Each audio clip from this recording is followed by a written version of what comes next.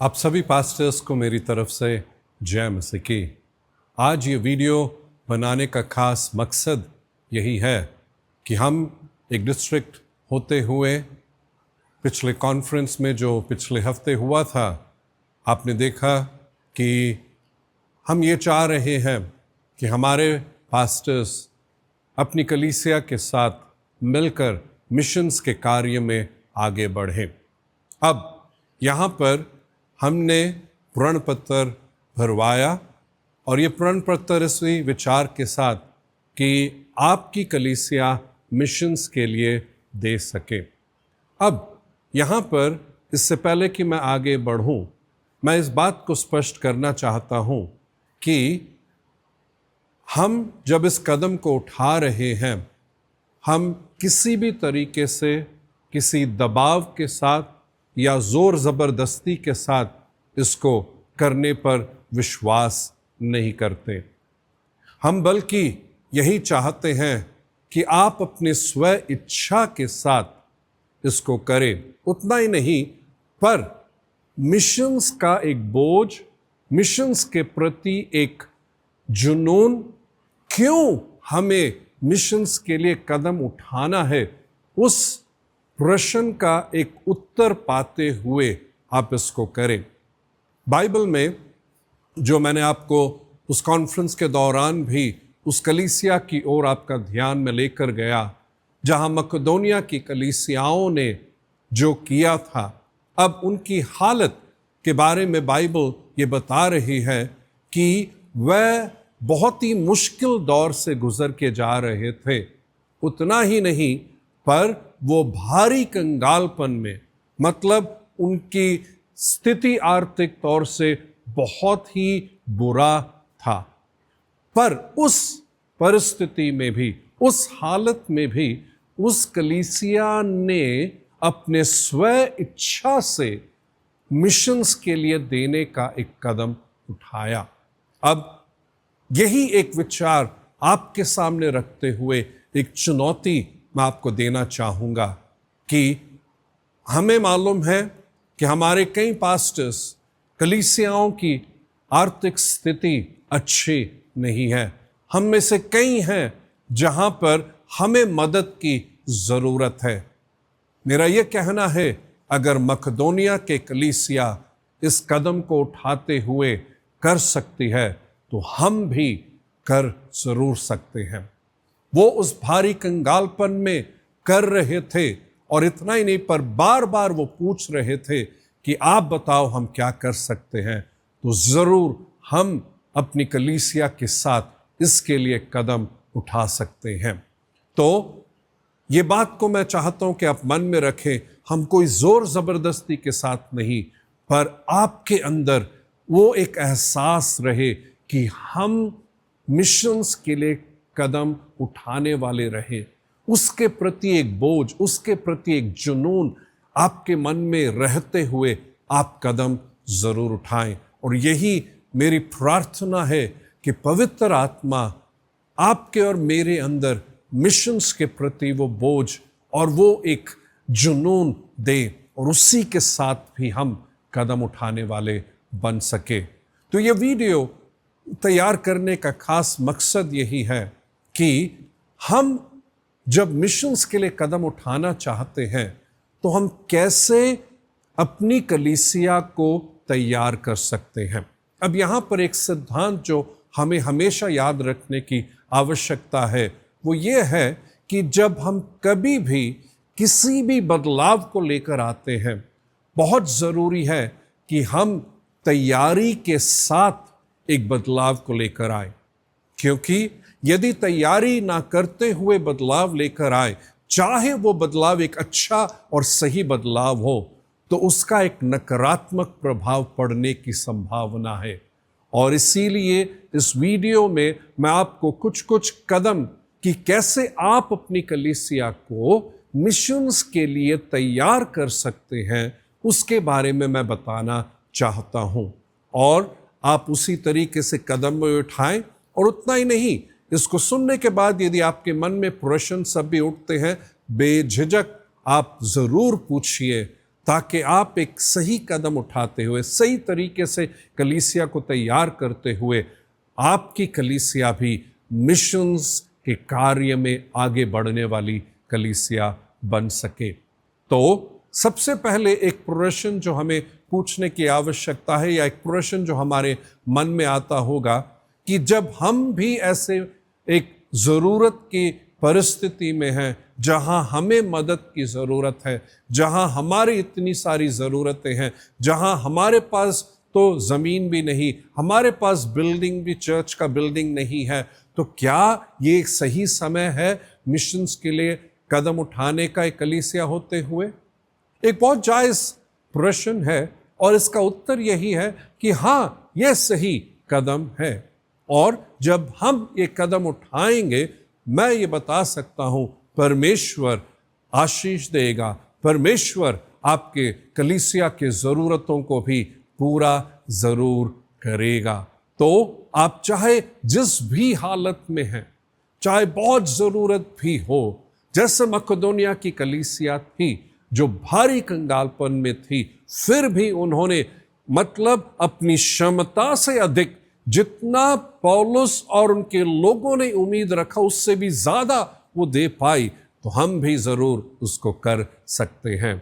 और मैं ये बताना चाहूँगा, हमारा जब ये देना भी होता है, ये एक बीज के समान होता है। आप किसान को यदि देखेंगे, आप सोच के देखिए, अगर एक ऐसा किसान है, सब बीज को वो अपने लिए इस्तेमाल कर लेगा, तो क्या कभी वो फसल को, मतलब फसल के लिए कोई बीज ही नहीं होगा, तो फिर क्या करेगा वो?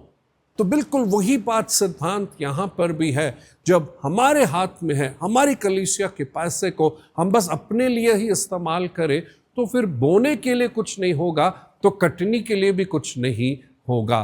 तो जब आप मिशंस के लिए दे रहे हैं, एक तरीके से ये एक बोना भी है, जहाँ पर एक किसान जब बोकर उसकी कटनी एक बीज के द्वारा इतना सारा आता है, वैसे ही आप जब बोएंगे, जैसे कुरिन्थियों के पत्री में लिखा है, जितना आप बोएंगे उतना ही आप काटेंगे। तो वो एक बहुत ही महत्वपूर्ण सिद्धांत है।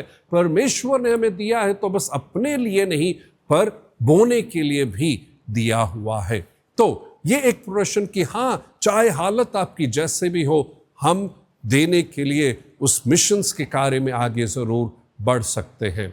तो अब दूसरी एक बहुत ही महत्वपूर्ण बात जो हमें याद रखने की जरूरत है, हम पासबान होते हुए हम अपने कलीसिया के विश्वासियों के लिए एक उदाहरण रह सके। हम जब मिशंस के लिए देंगे, हम जब मिशंस के लिए प्रार्थना करेंगे, जब हम मिशंस के लिए कदम उठाएंगे, एक पास्टर और परिवार होते हुए हम अपने विश्वासियों को भी प्रोत्साहित कर सकते हैं और बता सकते हैं। मेरे अपने व्यक्तिगत जीवन में हमारे कलीसिया में फरवरी का महीना होता है जब मिशन संडे करके रखते हैं। वो एक संडे होता है जहां पर हम विश्वासियों को प्रण पत्र भरने को कहते हैं, और उसमें मैं आप भी उस प्रण पत्र को भरता हूं। सिर्फ मैं ही नहीं, पर मेरे परिवार के सारे सदस्य भी भरते हैं। मेरी पत्नी भरती है, मेरे दोनों ही बच्चे वो भी भरते हैं, और ये कुछ सालों से मेरे बच्चे भी उसको कर रहे हैं। और हम परमेश्वर के सामने एक स्पष्ट विवेक के साथ ये कह सकते हैं कि हम इस कार्य को परिवार होते हुए कर रहे हैं। हम एक उदाहरण अपने कलीसिया के लोगों के लिए बनना चाहते हैं। हम ये चाहते हैं कि हमारे कलीसिया में हमारे विश्वासी और उनके बच्चे भी मिशंस के लिए प्रण करने वाले बन जरूर सके। तो ये दूसरी बात हमें याद रखना है, हम एक उदाहरण रह सके। तीसरी बात यह है कि हम क्या क्या कर सकते हैं। अब मैं चाहता हूं कि आप एक महीने का एक समय रखें जहां पर आप अपनी कलीसिया को तैयार करेंगे। जैसे हमने ये प्रण पत्र भरवाया, हम में से कुछ ने भरा है और कुछ ने अभी तक भरा नहीं। और मैं ये उम्मीद रखता हूं कि इस वीडियो को सुनने के बाद कलीसिया को तैयार करते हुए आप जरूर, जिन्होंने प्रण पत्र नहीं भरा, आप जरूर से भरेंगे। और हम मिलकर इसको करेंगे। तो अब यहाँ पर हमने अपने कलीसिया को तैयार करने के लिए तीसरा कदम जो उठाने की ज़रूरत है वो ये है कि हम 1 महीने का एक समय रखें। ठीक है, इस 1 महीने के दौरान आपको तकरीबन 4 से लेकर 5 एतवार मिलते हैं। आपका जो प्रचार का विषय मिशन से संबंधित हो। ठीक है, आपको याद रखना है हमें अपने विश्वासियों के अंदर वो बोझ डालना है। हमें उनको ये बताने की ज़रूरत है कि क्यों हमें मिशंस में कदम उठाना है। जब तक हम उस बोझ को उनके अंदर नहीं डालेंगे वो बोझ उनके अंदर भी नहीं आएगा। तो ये बहुत बहुत ज़रूरी है कि हम अपने विश्वासियों के अंदर उस बोझ को, उस जुनून को, उस दर्शन को डाल सके। तो वो 4 से लेकर 5 एतवार मिशन से संबंधित अलग अलग प्रचार को आप अपनी कलीसिया में बांटने लगे। तो एक प्रचार के द्वारा, दूसरा आपकी प्रार्थनाएं होती हैं। उन प्रार्थनाओं के समय आप विश्वासियों को ये बात बताएं, हम एक कलीसिया होते हुए मिशंस में कदम उठाना चाहते हैं, तो आप उसके बारे में उनको बताएं। आप उसमें कहें कि आप भी प्रार्थना करिए, हम क्या है जो प्रभु ने मन में रखा है, क्यों ही हमें मिशंस के लिए कदम उठाना है, ये प्रभु की मर्जी है, प्रभु हमें चाहता है कि इस तरीके से करें। और बाइबल में से कई वचनों को लेते हुए उनको आप बताएं और उनको प्रार्थना आप करवाएं। उपवास की प्रार्थना है, उनके पारिवारिक प्रार्थना में है, उनके व्यक्तिगत प्रार्थना में है, जैसे भी आप उसके बारे में बताएं। तीसरा तरीका ये भी है, आप कुछ वीडियोस जो हैं जहाँ पर कुछ कलीसियाएं हैं, मिशनरियों का है, कुछ कलीसियाओं का है, वो जो मिशंस में कदम उठा रहे हैं और कैसे प्रभु ने उनको इस्तेमाल किया, कैसे प्रभु ने उनको एक आशीष का कारण बनाया, कैसे प्रभु ने उनके द्वारा मिशंस के कार्य में अद्भुत कार्य किया। उन सब के वीडियोस आप अपने विश्वासियों तक पहुंचा सके। वो उस बात को देखेंगे, उस बात को सुनेंगे, उस बात को वो चीज़ आप हम क्या कर रहे हैं, उनके मन को नया बना रहे हैं। जैसे रोमियो के पत्री में कहा गया है कि हमारे मन के नए हो जाने से हमारा चाल चलन भी बदलता है। तो मिशंस का वो बोझ, मिशंस का वो दर्शन, मिशंस का वो जुनून हम जब विश्वासियों के अंदर पाएंगे तब ही वो भी उसके लिए कदम उठाने वाले बनेंगे। तो आप 1 महीने का समय, और बहुत ज़रूरी है कि ये 1 महीने का समय जो है, अभी से आप ये वीडियो सुनकर आप कदम उठाने लगते हैं, आप जून के तकरीबन 2 या 3 एतवार तक का वो आपका 1 महीने का समय रहे, क्योंकि उसके बाद प्रण पत्र भरना है और उनको देना है। क्योंकि हमने ये फैसला लिया है कि जुलाई के महीने से हम उसके लिए देने वाले बन सके, तो हमें उससे पहले उनको तैयार करना है, उनसे प्रण पत्र भी भरवाना है। अब चौथा जो है, आप जब इसके बारे में करते हैं, आप जब विजिटिंग जाते हैं, आप जब व्यक्तिगत रूप में विश्वासियों से मिलते हैं, आप बांटें, आप उनसे बताएं। अब कभी कभी कुछ कलीसियाओं में कुछ ऐसे लोग भी पाए जाते हैं जो जब ये सब बातें होती हैं वो नकारात्मक बातें कहते हैं। तो बहुत अच्छा रहेगा कलीसिया में आप ऐसे लोगों को पहचान ले जो आपके दूसरे विश्वासियों को प्रभावित कर सकते हैं। आप जब उनको पहचान लेंगे तो आप फिर उन विश्वासियों को जो दूसरों को प्रभावित करते हैं उनको आप बता देंगे, उनको आप समझा देंगे, उनके अंदर आप बोझ देंगे, तो वो विश्वासी फिर अपने दूसरे विश्वासियों को जो प्रभावित करते हैं उनको फिर समझा देंगे, उनके अंदर वो बोझ डाल देंगे। तो उस तरीके से जो नकारात्मक जो विचार कि हो देने के लिए बता रहे, वो एक सोच में एक अच्छा बदलाव आने लगेगा और वो भी एक जुनून को पाते हुए, वो भी एक बोझ को पाते हुए, उस दर्शन को पाते हुए कहेंगे, पास्टर जी आप हमें बताएं कि हम क्या कर सकते हैं, हम कितना कर सकते हैं। तो ये एक बात है। और अगला जो कदम है, आप फिर एक रकम आपको तय करने की ज़रूरत है कि इतना है जो आपने जो मिशंस के लिए जो इकट्ठा करना है। तो वो एक बात आप सामने रखें। हमेशा अच्छा रहेगा कि आप बिल्कुल एग्जैक्ट अमाउंट ना रखें, पर थोड़ा ज़्यादा ज़रूर रखें, क्योंकि व्यक्तिगत अनुभव से ये पाया है कि तकरीबन 70 से 75% विश्वासी हैं जो देते हैं, और तकरीबन 20, 25, 30% विश्वासी हैं जो प्रण तो करते हैं पर दुर्भाग्यवश वो देते नहीं हैं या पूरा नहीं देते हैं। तो आपको एक तय करने की आवश्यकता है कि कितना आप उसके लिए देंगे। अब हमारी कलीसिया में एक चीज़ जो हमने किया भी हुआ है वो ये है कि इसी मिशंस के पैसे के साथ हमने और भी कुछ चीज़ों को जोड़ा है। उदाहरण के रूप में डिस्ट्रिक्ट के लेवल में हम ये कहते हैं कि संडे स्कूल के लिए दीजिए, या यूथ के लिए दीजिए, WMC के लिए दीजिए, बाइबल कॉलेज के लिए दीजिए, आप इसके लिए दीजिए। तो हमने इस तरीके से तैयार किया है जहाँ पर हम वो सब चीज़ों को इसमें जोड़ लेते हैं। अच्छा, हमने संडे स्कूल के लिए, मिशंस के लिए, हमने जो यूथ के लिए है, हमने WMC के लिए देना है, बाइबल कॉलेज के लिए देना है, इसके लिए देना है। वो सब चीज़ों को आप जोड़ ले और देखें कि ये रकम, और वो उसके साथ थोड़ा एक्स्ट्रा जोड़कर आप कलीसिया के सामने रखें।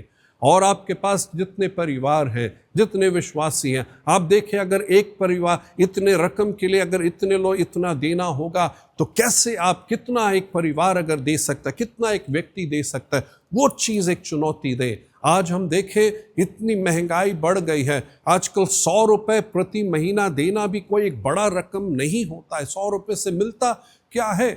तो हम अगर प्रोत्साहित करें, और यहाँ पर जब आप विश्वासियों को इसके बारे में कहते हैं, मुझे मालूम है आपके मन में ये विचार भी चल रहा होगा, अरे हमने तो विश्वासियों का दशवांश देना है और विश्वासी कहीं हैं दशवांश नहीं देते हैं। हमारा फ़र्ज़ है कि हम उनको सिखाएं, हमें उनको सिखाना है, हमें उनको बताना है, हमें उनको प्रोत्साहित करना है कि वो ये सब क्या दशवांश दे, और दशवांश के अलावा वो मिशंस के लिए भी देने वाले बन सके। तो आप उनको उस तरीके से कहें, आप दे। और ये बात ये है, हमारा परमेश्वर किसी का भी कर्जदार नहीं है। हम जब प्रभु के लिए देते हैं और जब हम खुशी से देते हैं तो परमेश्वर उन्हें बेहद प्यार करता, और यही प्रभु का वचन भी कहता है। तो आप उन्हें प्रोत्साहित करें, और ये देना भी जो है कई बारी बलिदान करके भी है। आप उपवास रखते हैं, वही पैसा इकट्ठा करके दे। आप कुछ चीज़ खरीदते, सूट खरीदते, ये खरीदते हैं, आप शायद थोड़ा कम दाम में खरीदे और वो पैसे को जो है इसमें दे। इस तरीके से बलिदान करें। और मिशंस के लिए देने के विषय में भी अगर हम देखें, हम देखते कहीं फॉरेन में भी देखें या कहीं पर भी हम देखें, हमारे बाकी कलीसियाओं में भी देखें, आपको लगता है कि उनके साथ उनके पास बहुत है और वो देते नहीं। कई हैं या ज़्यादातर हैं जो बलिदान करके वो देते हैं। तो हमें भी अपने विश्वासियों को सिखाने की ज़रूरत है कि वो बलिदान करके देने वाले बन सके, और प्रभु ज़रूर उन्हें बेहद आशीष देगा। तो इस तरीके से आप उनको तैयार करें और वो तय करें। अब मुझे मालूम है हमारे कुछ कलीसियाएं हैं जहाँ तक मिशंस के लिए देने का विषय होता है, कुछ हैं जब प्रभु भोज का दिन होता है, वो एक समय है जहाँ पर वो कहते हैं कि मिशंस के लिए आप दीजिए। अब कुछ कलीसियाएं हैं जो प्रण पत्र भरवाते हैं। अब मैं आपके ऊपर छोड़ देता हूँ, आप उसको कैसे करना चाहते हैं। मैं अपनी कलीसिया में प्रण पत्र भरवाता हूँ, और प्रण पत्र भरवाने का मेरा एक कारण भी है। जब प्रण पत्र भर लेते हैं तो मुझे एक आइडिया है कि इतना वायदा किया हुआ है, उस वायदे किए हुए रकम से इतना तो आने की संभावना है। और वही नहीं, जब हम प्रण करते हैं, हम एक प्रभु, बाइबल भी कहते आपने जो फैसला लिया है देने के लिए उसको आप पूरा भी करें। तो एक फैसला लेना, और एक तरीके से मैं विश्वास करता हूं जब प्रण पत्र भरते हैं हम कहीं ना कहीं जवाबदेही भी बन जाते हैं। अरे मैंने प्रण पत्र भरा हुआ है और इसीलिए ठीक है मैंने भरा है तो देना है कर कर एक विचार है। और हम अपनी कलीसिया में हर 4 महीने के बाद क्या करते, एक लिस्ट डाल देते हैं, ये इन्होंने इतना वायदा किया है, इतना दिया है, इतना रह गया और या तो पूरा दे दिया। वो 4-4 महीने में हम लगा के भी रखते हैं, क्योंकि कभी कभी कुछ विश्वासियों को याद नहीं रहता हमने दिया है या नहीं दिया है, तो उस तरीके से नोटिस बोर्ड पे उसको भी लगा के रखते हैं ताकि वो उसी हिसाब से दे भी सके जो उन्होंने प्रण किया है। तो ये इस तरीके से ये एक कदम उठाएं।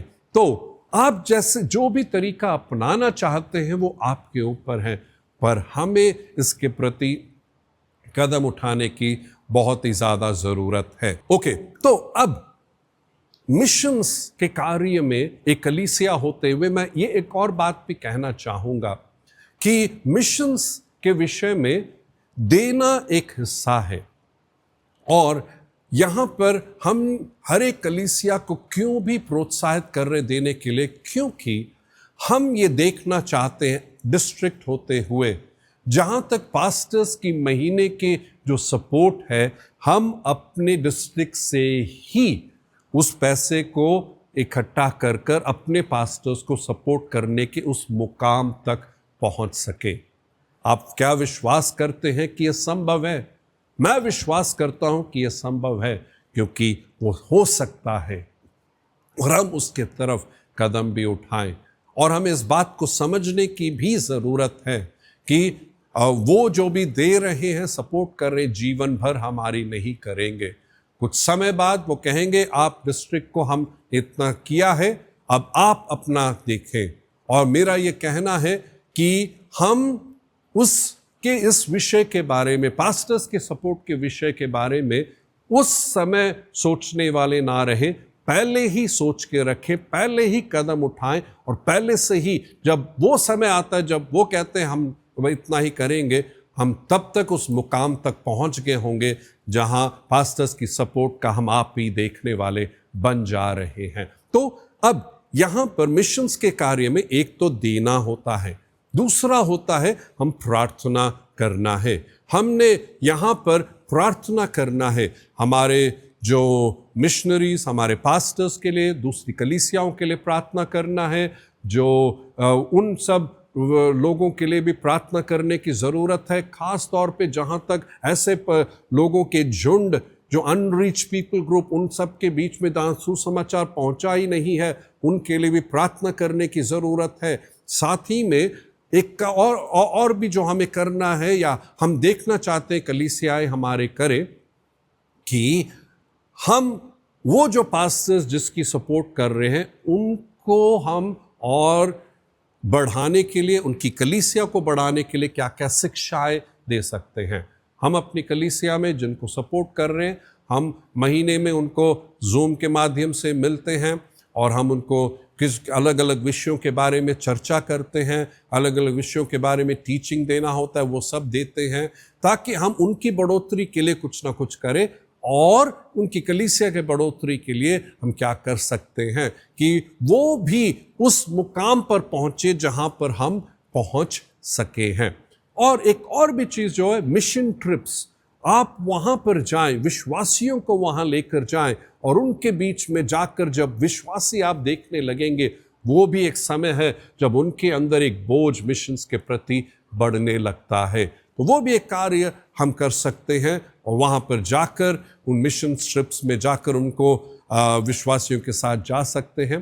तो ऐसे अलग अलग कुछ कुछ चीज़ें हैं जो आप एक कलीसिया होते हुए मिशंस के लिए कदम उठाकर आप अपने कलीसिया को एक मिशंस के लिए जुनून भरी दर्शन के साथ, उस बोझ के साथ मिशंस के लिए कदम उठाने वाली एक कलीसिया आप अपनी कलीसिया को बनाएं। ये कुछ बातें हैं जो मैं आपके सामने रखना चाहता हूं। कृपया करके कदम उठाइए और प्रभु अपना कार्य करेगा। और इस समय प्रार्थना हम करेंगे। प्यारे परमेश्वर, सारे पासबानों के लिए मैं बहुत ही धन्यवाद देता हूं परमेश्वर, हम एक कलीसिया होते हुए मिशंस के प्रति कदम उठाने वाली एक कलीसिया बनना चाहते हैं। और प्रभु, मेरी ये प्रार्थना है यहाँ पर हर एक पासबान के लिए कि प्रभु, जिनके मन में मिशंस के लिए एक बोझ, वो दर्शन, वो जुनून नहीं है, पवित्र आत्मा आप उसे देना, क्योंकि मिशंस परमेश्वर के दिल की धड़कन है। ये मिशंस का कार्य किसी इंसान या संस्था से नहीं शुरू हुआ, पर वो कार्य प्रभु आपके दिल से शुरू हुआ है। और ये बात हर एक पासबान समझ सके, और वैसे ही प्रभु उनके मनों को नया बना इस सच्चाई के साथ, और यही मिशंस का एक सोच के साथ प्रभु पासबान जब कदम उठाते हैं अपनी अपनी कलीसिया को मिशंस के लिए तैयार करने के लिए, उनके सोच को उस तरीके से तब्दील करने के लिए, प्रभु आप उनकी अगुवाई कर, पवित्र आत्मा कार्य कर। उनके प्रभु हर एक कलीसियाओं को आपके हाथों में सौंपता हूँ जो हमारे डिस्ट्रिक्ट में हैं। हर एक प्रभु उन विश्वासियों के दिलों में प्रभु आप कार्य करना, उनके मनों को नया बना प्रभु, उनके दिल में मिशंस के लिए प्रभु बोझ दे, एक दर्शन दे, एक जुनून उनके अंदर डाल प्रभु। मैं प्रार्थना विनती करता हूँ, और हम अपने डिस्ट्रिक्ट में हर एक कलीसिया को इसके प्रति प्रभु कदम उठाने वाले बनते हुए देखना चाहते, किसी मजबूरी या किसी दबाव से नहीं, पर अपने स्व इच्छा आनंद से प्रभु, हर्ष के साथ प्रभु इस कार्य को करने वाले बन जाए। प्रार्थना करते कि जल्दी ही हम एक ऐसे मुकाम पर पहुंच जाए जहां पर हम अपने पासबान के सपोर्ट का प्रभु अपने ही डिस्ट्रिक्ट से प्रभु उस जिम्मेदारी को निभाने वाले बन जाएं। प्रभु अनुग्रह दे, प्रार्थना करते, आशीष दे प्रभु। यीशु के नाम में मैं प्रार्थना मांगता हूं, आमेन, आमेन। प्रभु आप सबको आशीष दे। जय मसीह की।